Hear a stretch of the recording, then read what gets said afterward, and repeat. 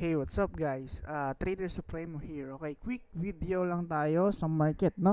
So since nagkaroon tayo ng update last night, ngayon naman meron tayong update kasi meron ng move ginawa yung market. So kailangan maging ready tayo, no? So ano yung mga possible scenario? Again, firstly, tingnan natin muna yung fear and greed indicator.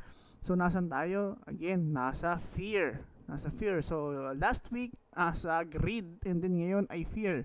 Bakit nasa grid tayo last week, past few weeks? Kasi nagkakaroon tayo ng run from a deviation of area na to.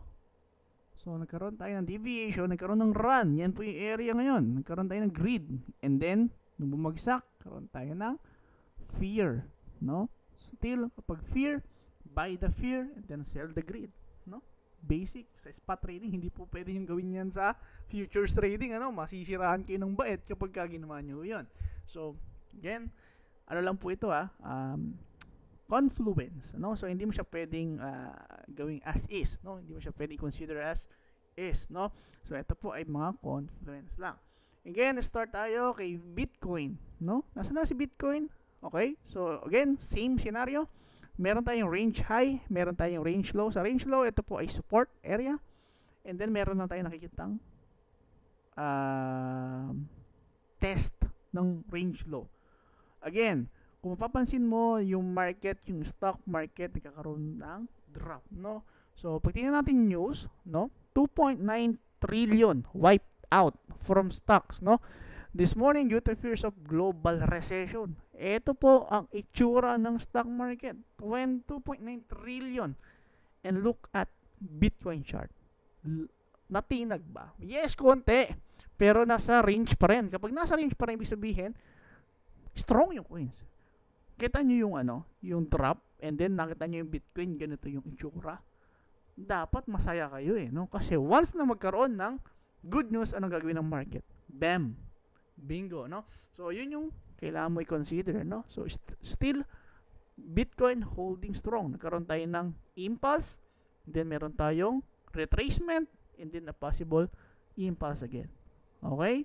Still, hanggang yung price, andito tayo sa area na to, bullish, Ngayon, kapag yung price nag-trade below this area, then, kailangan natin i-reconsider, i-evaluate, kasi possible, check to or eto. Or hindi ko sinabing N, or. So, possible eto or eto. Okay? Pero, as long as yung price andito, above range low, or dito sa range low, still bullish. Still bullish. Walang makakapagpaberi sa akin sa area na to. Okay?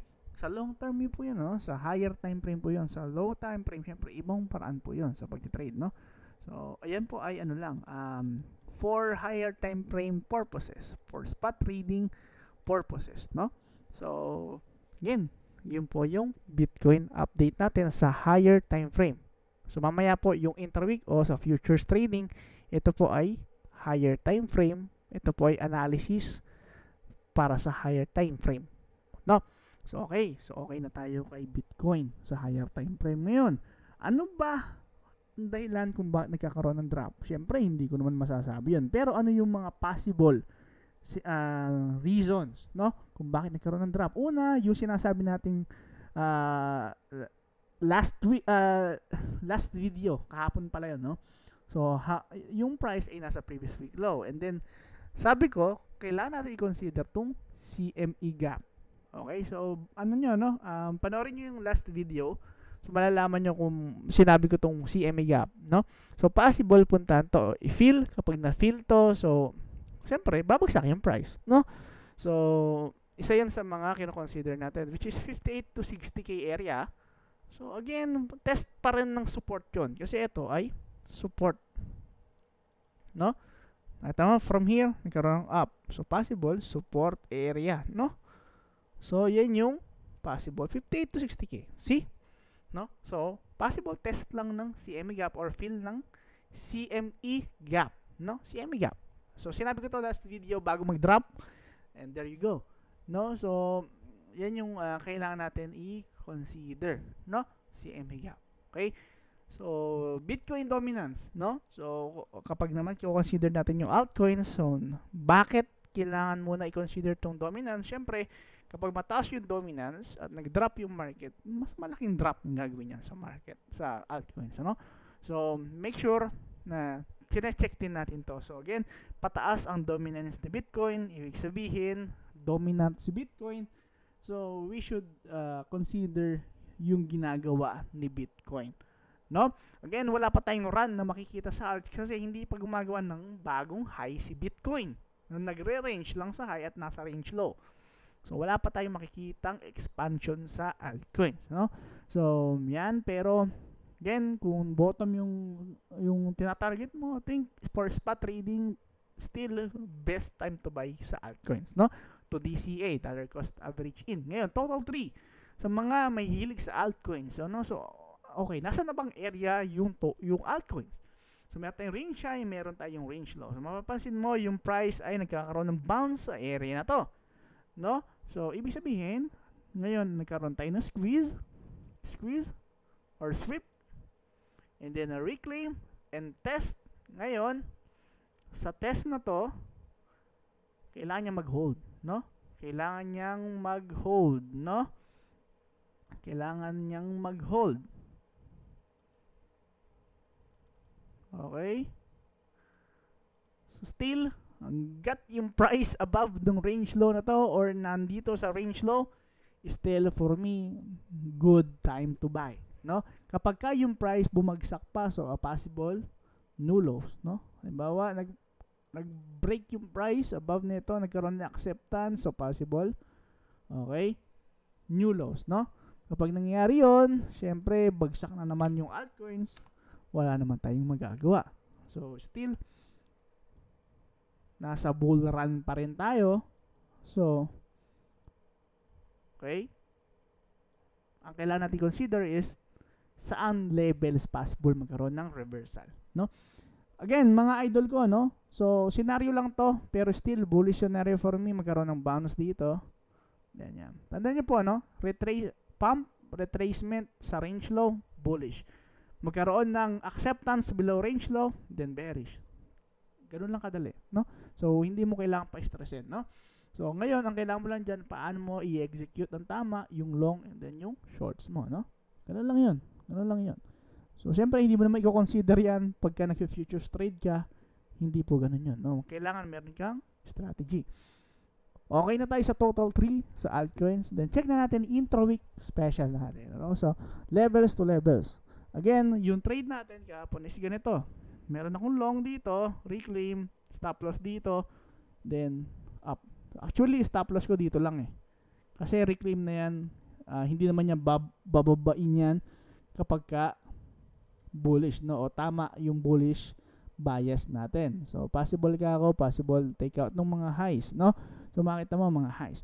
Ngayon, ang nangyari, nagkaroon tayo ng strength paakyat, break,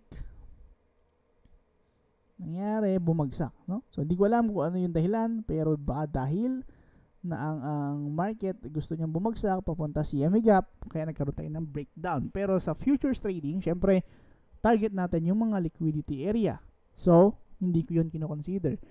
Kinoconsider natin yan kasi, paano ba ito? For example, nagkaroon tayo ng drop, nagkaroon tayo ng consolidation or possible sign of reversal sa lower time frame. And then, I'll take that trade. Ngayon, kung bumagsak, meron akong stop loss. And then, wala naman akong kailangang i-worry na. Kasi, nagawa ko na eh. So, sinunod mo yung sistema mo, nagkaroon ng breakdown, then, dapat, tama na, okay na. Ano? So, journal mo na lang bakit ka natalo. Siguro dahil meron si CME gap sa baba. And then, ang gusto ng market, puntaan niya yun. Kasi kapag yung price umangat ulit, lalayo na naman siya sa CME gap. Make sense? O then, lagay mo sa journal mo, then, tapos na usapan. No?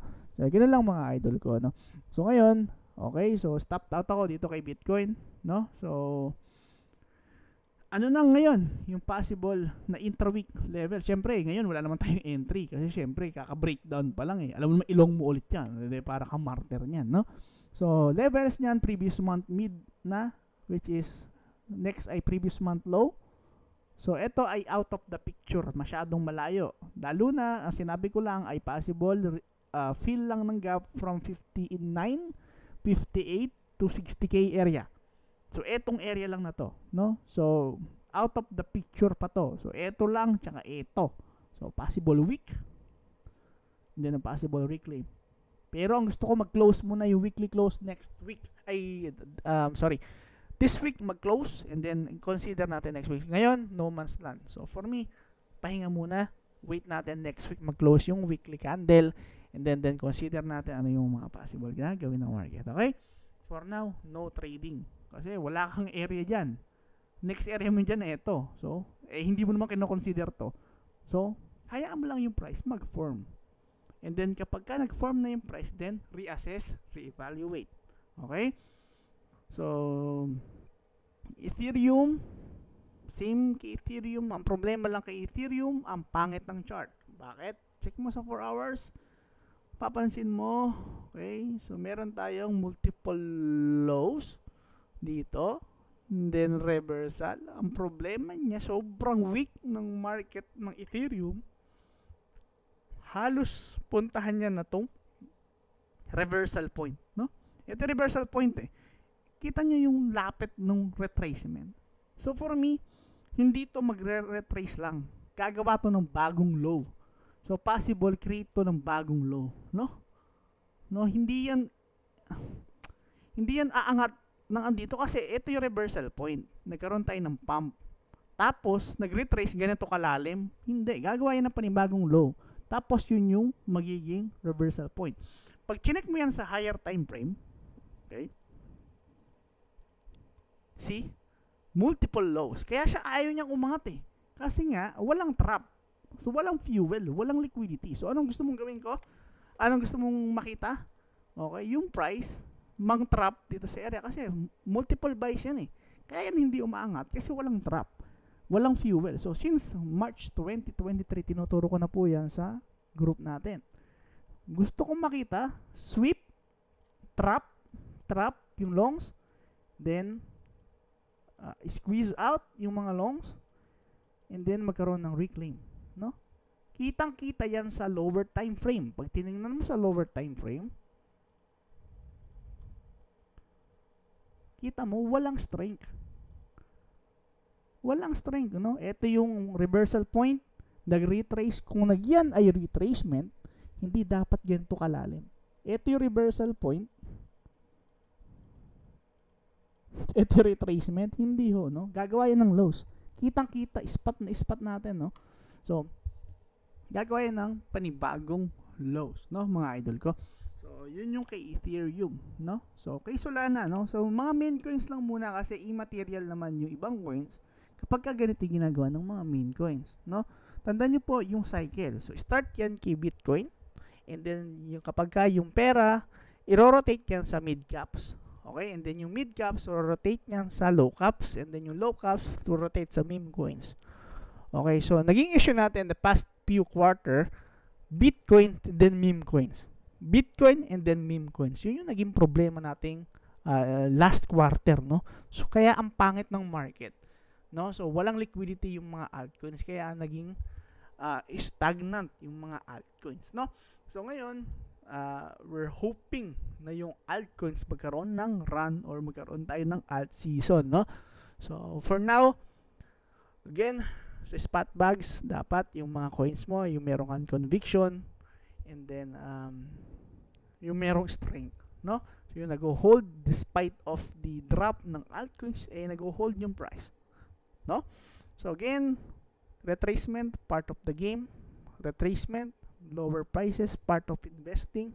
Dapat mindset natin, the lower the prices, dapat masaya tayo nag-invest, lalo na kung meron kang conviction sa trade, no? O sa coins, or sa project, sa team, no? So again, Ethereum, for me, a likely chance magkaroon tayo ng new low, no? Kasi nga, pag tinignan mo nga again, sa higher time frame, no? Napakalinis na itong mga lows, no? Sobrang linis na itong mga lows na gusto mo siyang kuhain. Again, 'di ba, sabi ko sa inyo, matagal na, taon na, no? para gumalaw yung price, kailangan na magkaroon ng squeeze, no? And then reclaim, and then hahalibas yung price, paakyat, no? So yun nakikita ko. Solana, okay. Solana, medyo, hindi ko alam kung anong klaseng chart to, no?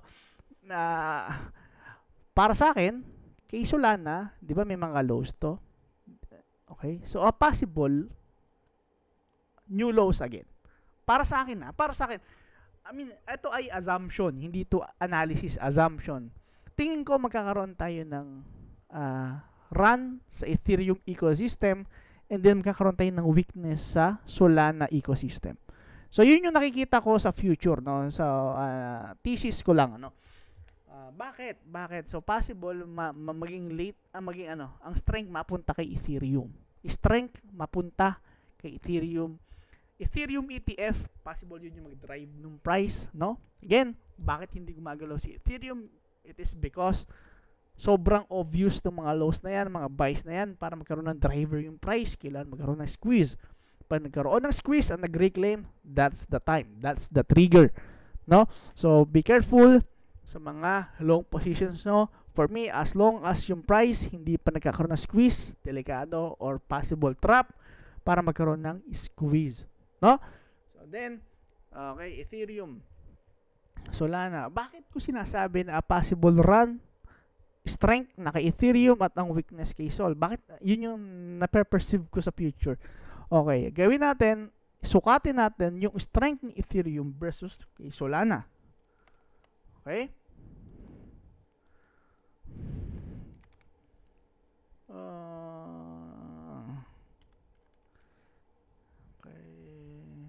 Dot P. Okay. Ayan, ito, no? So, kung mapapansin mo, mga kapatid, so, andito tayo sa area kung saan nagkakaroon ng bounce yung strength ni Ethereum kay Solana. Okay, no? So, again, kapag kaganon, magkakaroon ng strength si Ethereum compare kay Solana. So, since, tignan mo to. Okay, mga idol ko.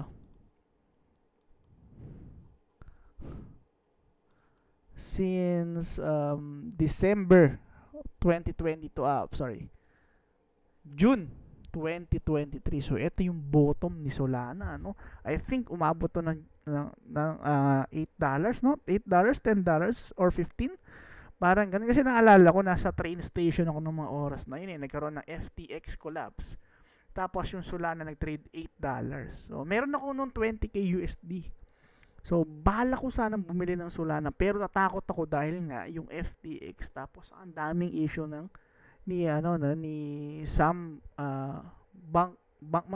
so SBF, parang gano'n. So, doon ako natakot, ano? Then, napaisip lang ako, no? Kung na-invest ko yung 20k na yun doon, ano? Siguro ang dali ng buhay ko ngayon, no? Hindi, ang ginawa ko, diniversify ko siya sa mga altcoins, no? So, still good pa rin, pero kung sa Solana ko siya na-invest lahat, I mean, kasi kung nasa $8 yun, hindi naman ako maglalakas loob na, kasi wala akong conviction, lalo na galing yung price sa taas and then bumagsak ng ganun kalalim. Siyempre, ako as investor, yun na lang yung last money ko, no? So, tagal kong inipon yun sa pagtatrabaho dito. Then, dun pa lang kasi ako nag-start mag-trade, di ba mga idol? So, March 2023. So, yun, no? So, siyempre, hindi mo lalagay lahat ng pera mo doon, no? Sa isang Solana, tapos doon pa sa may issue. Siyempre, hindi mo ilalagay lahat ng pera mo doon. Ngayon, sa mga crypto investor na, for example, 3 cycle na nasa crypto or 2 cycle na o nakatikim na ng sobrang laking gains from last cycle dahil sa bull run, they have capital para invest or embark ng ganong klaseng capital, no? For example, meron silang 100k USD. So, pwede silang maglagay ng 20k USD doon, no? Pero, yung mga nagsisimula pa lang ngayong cycle, for example, tulad ko, nag-start ngayong cycle ng bear market, anong ilalagay kong pera doon? 'Di ba? So, meron akong ipon, pero pera ko yun from different income stream. So, meron akong business, meron akong small business lang yun or dito, freelancing business lang yun. And then, meron akong trabaho, 3 jobs sa mga panahon na yun. So, dun galing yun, no? Tapos, ilalagay ko lang sa Solana na from $100 plus, bumagsak ng $8. Syempre, hindi, no? Hindi ako tanga para gawin yun, no? Pero, syempre, hindi natin malaman yung futures. And then, the future, nakatawa naman yung tinaas ni Solana. So, again, pagka ganun, yung mga klase ng hindi mo pwedeng sisihin yung sarili mo, no? So kasi ibang circumstances, iba't ibang situation meron tayo. Syempre, yung iba kasi meron silang dry powder para doon sa mga high risk, high reward na mga trades. Pero for example, ngayon ko lang nag-uumpisa tapos gagawin mo yan. So hindi siya applicable para sa atin. Okay? So different breed tayo ngayong mga traders, ano? So kung dati, madaling i-trade yung ganitong klase ng coins, so yung mga altcoins, nakita nyo naman kung gaano ka-dry yung altcoins ngayon, no? So, different breed ang mga trader ngayon, no? So, ayan, okay na tayo, Bitcoin, Solana, Ethereum, again. So, ang ini-spot natin, a possible run kay Ethereum, lalo na sa ATM approval, so hindi natin alam ang mangyayari sa future, pero kung mapapansin natin, yung mga confluences natin, medyo nagpapakita ng magandang kay Ethereum, no? Again, kay Ethereum, pag tinignan mo to, okay, sobrang linaw para sa akin. Para sa akin, malinaw to. Range lows, and then to range highs, then possible squeeze, and then tsaka siya umangat, no? Classic range, no? Classic range, mga idol ko, no? Kaya mag-ingat kayo kasi once na-hit ni Bitcoin yung CME gap, i-feel niyo yun. So possible yun, ito yung mag-print, no? Be careful lang, no? Pwede yung price mag-trade dito, medyo matagal para mag-perform ng shorts. Then once mag-reclaim yun, ma-squeeze yung mga yun para magkaroon ng fuel yung price, umangat, no?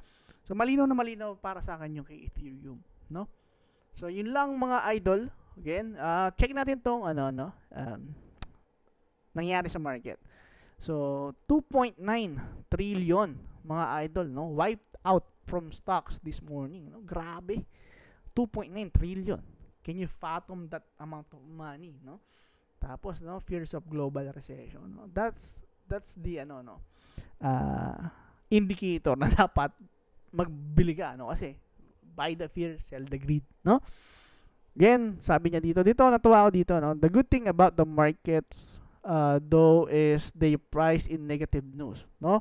So, ibig sabihin niya dito, syempre, kapag may negative news, bumabagsak yung price. Pag bumabagsak yung price, that is a good buying opportunity para sa mga may conviction sa project na yan. For example, kay Bitcoin, meron kang dry powder para bumili. Syempre, hindi ka bibili sa higher prices. So, anong gagawin mo? Hintayin mo magkaroon ng lower prices. So, pag may negative news, nagkaroon ng drop, that's the time you should be buying, no?